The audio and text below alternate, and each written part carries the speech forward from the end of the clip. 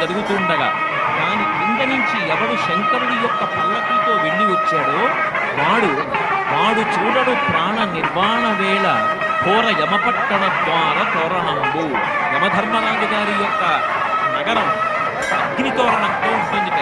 దాని కింద నుంచి భయపడి జీవుడి శరీరం విడిచిపెట్టిన తర్వాత పాపములు చేసి పరుగులు తీస్తూ వెళ్తాడు.